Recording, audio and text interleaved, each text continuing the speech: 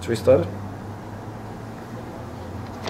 So Rabbi Nachman now is going to get something beautiful. He's going to say that the 3 holidays, when we have these holidays are not just cheesecake and davening and running to shul, which is also okay. Rabbi Nachman says something very deep here. He says the 3 holidays rectify the 3 most self-destructive things that happen in your life.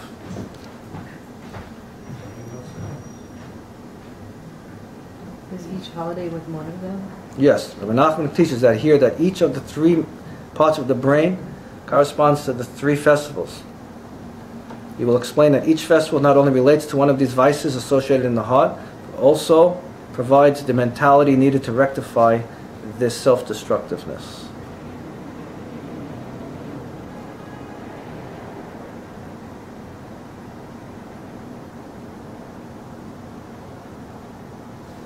Okay.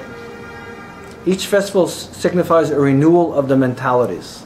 Do you ever hear anything like that about a holiday? It's a renewal of your mentality. Ever heard of such a thing? It's beautiful. Makes sense. It's beautiful. As a new intellect is drawn to rectify these 3 traits. In other words, on each of the 3 festivals, one of these 3 traits is rectified. We must therefore take great care to honor these Yom Tovim and celebrate them fittingly, because it is through the mitzvot of the 3 holidays that we merit rectifying these 3 traits. On Pesach, the craving for wealth is rectified. As it is written, God granted the people favor in the eyes of the Egyptians, who lent them against their will. The Jews just wanted to get out of Egypt. I don't want you, I don't want your money, I don't want your gold, just get me the heck out of here. And the Egyptians forced them to take the wealth.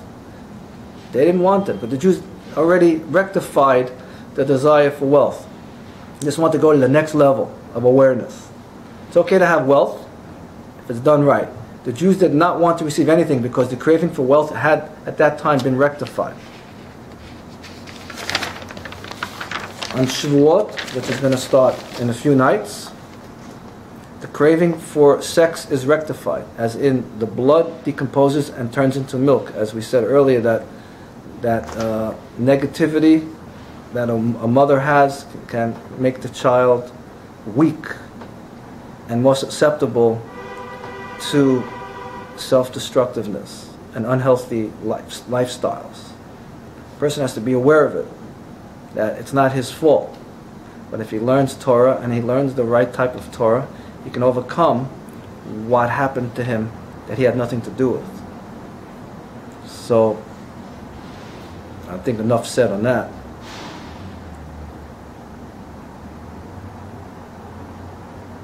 Interesting. The Ari says in Sha'ar HaKavanot, at the time of birth, the impurities normally found in the blood are expelled together with the blood of childbirth. The refined blood remains inside the woman when it is transferred into milk.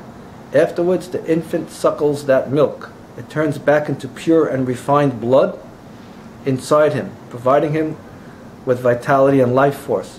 It has already been explained elsewhere in our teachings that the blood which becomes milk is the blood which could not be refined during the 9 months of pregnancy, which now have been refined and purified. This is the esoteric meaning of the counting of the Omer. Throughout these 49 days, 7 weeks, corresponding to 7 clean days of menstrual purification, this blood is refined and turned into milk. This, in fact, is one of the reasons for the widespread custom of eating dairy products on Shavuot. Shavuot thus signifies the milk that makes pure by rectifying desire and lust. On Sukkot, the craving for food is rectified, because Sukkot is called the festival of the ingathering.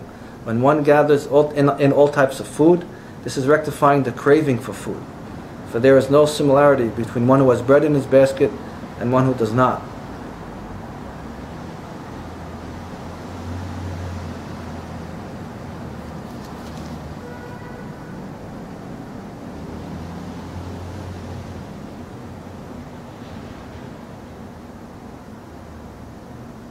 Okay, I'm just going to skip.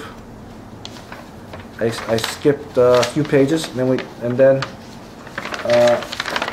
because it was just Rabbi Nachman went to a different place, and now we're just going to come back. If you go to the last page. Did he say which of the left, right, or central column? He didn't say that. No, he didn't say that. Rabbi Nachman did not go into which parts of the brain are corresponding to the three holidays or the three drives. Very good question. Okay, now here's where it gets interesting. Rabbi Nachman is going to wrap it up, but he's going to give a tremendous crescendo here. And by building Yerushalayim, okay, which is in everyone's heart, it's not dependent on the parties in Israel. It's dependent on every Jew's heart. That God sees things and He does things. Which is the rectification of perfect fear in the heart. Yerushalayim is not, Jerusalem is not a place that was created by the UN. It wasn't created by some British aristocracy. I missed that. Okay? Jerusalem is not Obama's. It's not the State Department's. It's every Jew. Yerushalayim is in his heart. Every Jew can build Jerusalem in his heart and affect Jerusalem, that it can be a place for the temple. By building Jerusalem, Rabbi Nachman says, these are Rabbi Nachman's words, the rectification of perfect fear in the heart, an angel is created that instills the vessels of prophecy with prophetic inspiration. When a person starts to develop himself, he gets very smart, he starts to see things and think, and his mind becomes open.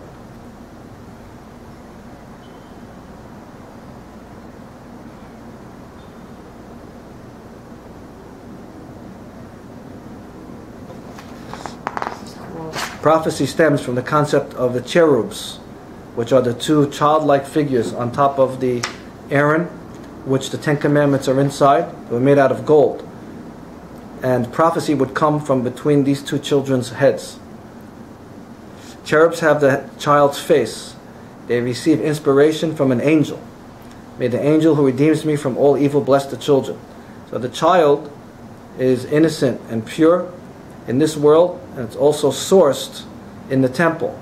And God says in the Talmud, 3 people get prophecy till this day. Crazy people, old people, and children. Why? Because people don't believe them and don't listen to them. So prophecy is still coming down, but it's channeling through these 2 golden children that are in the temple. The angel's root is fear, because the letters that spell malach, angel, are the same letters of ki en machshor leroav. For those who fear him lack nothing.